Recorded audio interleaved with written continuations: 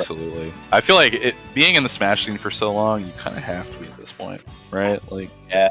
It's just like we're getting old. Exactly. we don't like hangovers. We're commentators. We have to work tomorrow. You know, I mean, I'm still at the 24-hour venue till 6 a.m. Hey man, ready to go for a noon commentary. Hit my 5 hours of sleep. That's right. Catching the yogurt and Starbucks coffee from the commissary or whatever. Yes, sir. All right, we got Electroman versus Toasty here. Our first players to actually have their own tags of the Coco. Oh, I love that. Ooh. The weight. Oh. Here we go again. Hey, what's more appropriate than a Fox Ditto for a chilling trust? I mean, and we've got the colors and everything. I think there was a soft guideline for folks playing in the tournament. Fizz was asking us earlier. He's like, so I can only play like blue or neutral, right? And it just kind of feels right. I think it does. It does. Pure Samus, throw that pink on. Didn't Leffen only play? Did he play? He didn't play White Fox the entire Battle BC, right? He played Blue Fox all of Battle BC, which is just. See, I love the storyline between these two. Right? It feels like for the longest, like there's definitely the obvious, like very public beef, but like those guys are chill. They're fine. Chill. There's so many people that people think still have beef in the scene because all they see is online. Right. And it's like, nah, Levin's got a lot of respect for Chilling Dude. Yeah, definitely. And that was like the coda to the Respect Your Elders guideline. Chillin said Respect Your Elders. Leffen did not. Yeah. And now he finally has. Like, the arc it's such a beautiful story. And he won the tournament too. He did, yeah. Only dubs. Only dubs. Love that little wave dash down. Me too. A little observational movement in your game plan really gets me going. I'll say. Watching your opponent, kind of cool. It's like a staple of tech chasing for other characters, right? For Falcon, for Sheik, right? Just absolutely. Kind of react to the wave dash and place, get in front of them. Yeah. If you're an aspiring young Fox player, I can really recommend. Justice has this video series called, I think it's like Fox in 1 minute. Let's go, Justice. And he just puts out a little Twitter clip where it's very, simple concept, but like something that a lot of people don't consider, where it's like wave dashing down, using observational movement as a part of like really good stuff here from Electroman. We've been talking a lot of other things, but that match was dominant. Yeah, nice. A nice, good, aggressive Fox Ditto. Again, keep him coming, honestly. Mm-hmm. Yeah, no, I love watching things pan out. The thing about, I think, there's a lot of times where it's like, we've got to commentate pools. People bemoan commentating pools sometimes. I love commentating. I love commentating because there's this very distinct difference between like optimal, like high level melee, where it's like we're watching top 8, like these guys are doing everything right that they can, and it all comes down to like player, adaptation, because they're executing so well. Oh, this is Beast. I didn't realize we had a Pokemon City. Yo! This is so clean. This is Beast! This is so clean. Oh my god. Who threw this together? Is this Advanced City Primal? Is there goals? Oh, fundraiser tournament, okay. Yo, the Pokemon projector? Yeah, we're watching. Yeah. We'll be keeping an eye out for the background. I'm sure we're gonna get something other than the scoreboard, but production tells us there might be a little surprise in store, and I don't know what that is. If it's the MyB face, I'm gonna die. That's what I'm expecting. Little Sakurai combo. We got the normal stage. We got the buttons. We got all that. We got Foxes. Electroman is clean, man. I mean, I'm enjoying like the varying like tempo he's got in his dash dance. Like he's get well chillin'. Oh my god, get well chillin'. This is so sweet. That is beautiful. A lot of thought went into this. God damn, I love that. This community sometimes, man, second to none. I mean, when it really comes down to it, really though, when it counts. Yeah. When we have nothing to do and we're just talking about shit, like, yeah, we can be whatever. But when we need to do the right thing, we do it exceptionally well. Oh, yeah. We go from on the daily having a different Twitter discourse and, like, hating each other straight into, like, going to a tournament, reminding ourselves that we're not just who we are online. And, like, being like, oh, yeah, people in this community really rock and can really do a lot of good work. We're simultaneously, like the community is so much bigger than us, but also at times we prove that we are bigger than the community. You know what I mean? Yeah, kind of. It gets crazy. Toasty trying to find some footing here, but stuck in shine. A little back here, there, yeah. Yeah, no. holding on to the stock lead. Good find on the knockdown. Oh, Patience there too. Oh! Whoopsie! Oh my god. Yeah, we were looking at it. It was like what, Toasty, Crispy, and Jammy were 3 contestants in the same It's breakfast at the East Coast. the same stream queue. We were just like, yeah, this is like keyboard elf stuff, you know? This is Snap, Crackle, and Pop of Melee. Okay. Oh, again, man, these tech chases are clean. Yeah, Toasty's definitely gotten a lot nicer with it over the last game or so. Last game was just so brutal, but the space really seems to be helping. I feel like Toasty might not be quite so confident in their platform play, which is why Battlefield was a bit tough.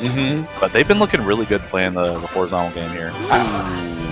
You know, you can only compliment someone sometimes before it goes to their head and they miss their ledge dashes.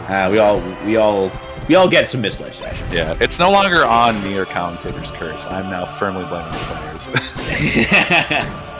It's 2022. We have to have accountability. Exactly. It's not my problem.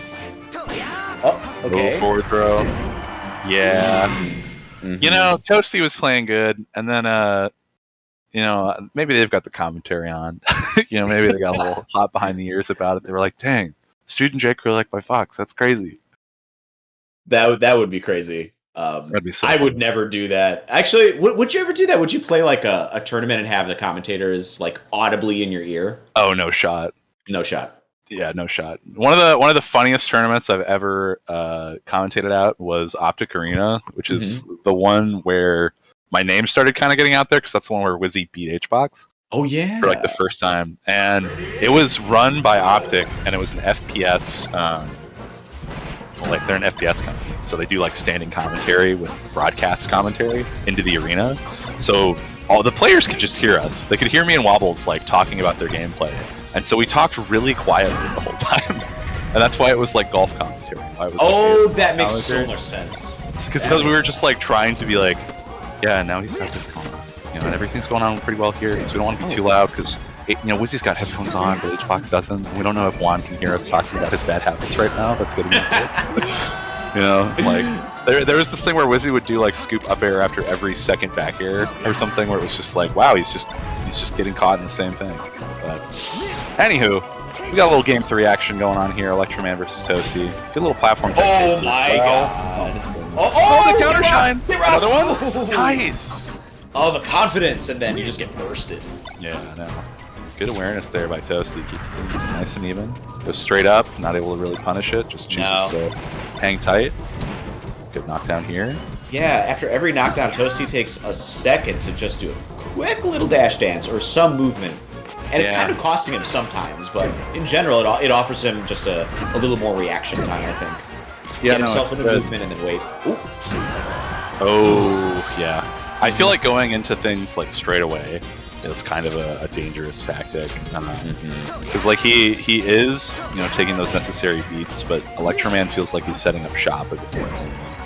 You know, it's the difference between the craftsman that comes with like a toolbox that is like nice and like bolted down versus one that like kind of just brings everything in a bag, you know? Yeah. And like maybe the guy you can still find it. Yeah. And maybe that's the thing, right? Like, if it's your bag and you've had that bag for your whole life, you always know where your shit is, but nobody else does. That's true. That's kind of what we're seeing a little bit. And he's like right there, where he's getting it, missing some wavelands. Oh yeah, a couple. More than a few. Ooh, double shine, and no blips! Oh, the drill. Oh, he's going for the spice. He's going for the saffron. Scooped up by it. Up air there. Okay. Probably misinput there on the F tilt. I'm seeing some, more than a lot of misinputs from Toasty. Yeah. I mean, it's those tournament nerves. Yeah. That's tough. That's a toughie for sure. Yeah, good stuff to Electroman there, coming out clean. Yeah, that's the first thing you said, man, in regards to the set, is Electroman is very clean. I mean, it was, what, a 3-stock, a last stock, and then a 3-stock? Pretty decisive. Yeah, I always feel like if you can bring someone a last stock, you can win games, right? But then it's also like you have to look at the full spread of things, where it's like, am I winning anything, or am I just getting really close a lot? Yeah. And that's very hard. Yeah. It's easy to fall into the traps of what you've learned in the last set. Yeah. You know, like, oh, this always works, because your opponents, like, if they have half a brain, are working to counteractively work against the things that their opponent has learned, right? Yeah. So if you get too set in your ways and like, oh, this is what my opponent always falls for, if you're not hip with it, you're going to wind up getting punished for the things that you think you can punish. Yeah. No, it's really tricky because it's playing Melee is basically this like shuffling cup game of like, what is my intent? And the better players have much better and much bigger cups, and then also much better sleight of hand skills. Mm-hmm. You know, you start off Melee, you're like, I got my 2 cups. Where's it going? Right? And like those guys are out here like shuffling the whole like 16 cups, and you're like, oh man, yeah, I really got to latch on quick. And they're already like changing where it's at by the time you've latched. And that metaphor is appropriate because oftentimes top players, regionally speaking, take money off of people from the streets. They just show up to the locals like, hey, you want to play some Melee? You're like, great, $10. Okay, no problem. And they walk away with it every week. Yeah, man.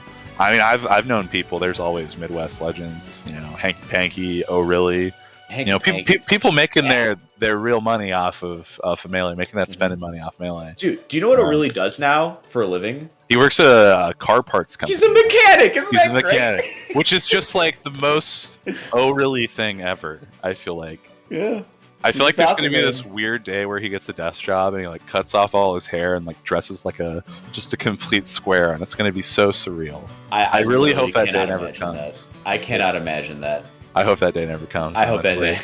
I need long hair, bandanas on the wrist, you know, chugging Nas, cigarette, American Spirits. Hey, come here. Come here. Come here. I gotta talk to you about Come here. God, I love Chris.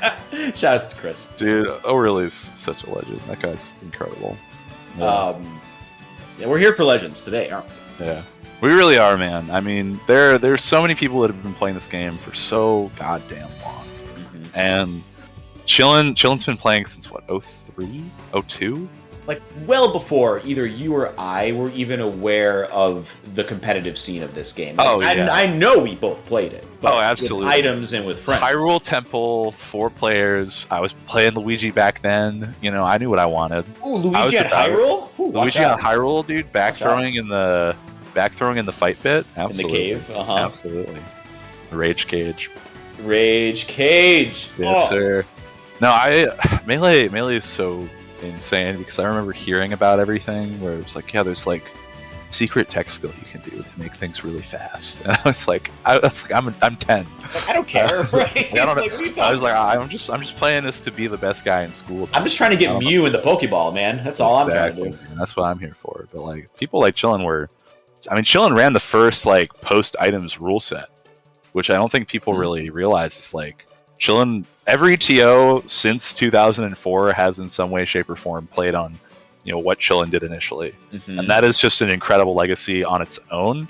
You know, like that. If that was it, that would still be huge. But he has continued on to like, you know, top level play, top level commentary.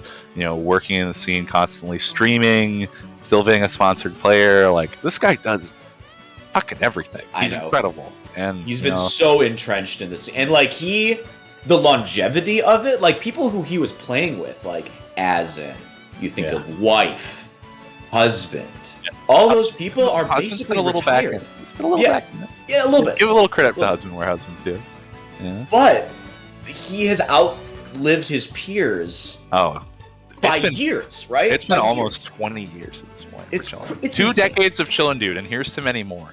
And that's why you should hit that GoFundMe link. Yeah, what is it? Exclamation point GoFundMe? Exclamation point GoFundMe, folks. Do what you can. Check it out. We've already raised like $1 billion. Wait, what are we at now? I mean, we're basically, I think, at $250,000 right now. That's insane. Which in a week? Is, yeah, it's actually so bonkers. It's so crazy, dude. Because if there's one thing the Melee scene is really good at, we're at $241,777. Nice little 777 there. Yeah. But yeah, we've almost hit $250,000 for the guy, and we would like to keep going just so we can continue to assist him as best we can. don't know if there's a spirit bomb in the works, but that would be very, very cool. But yeah, go ahead and check out that GoFundMe. It'll give you the full details on the situation. Basically, some health complications, a little further than they should have. And now our boy needs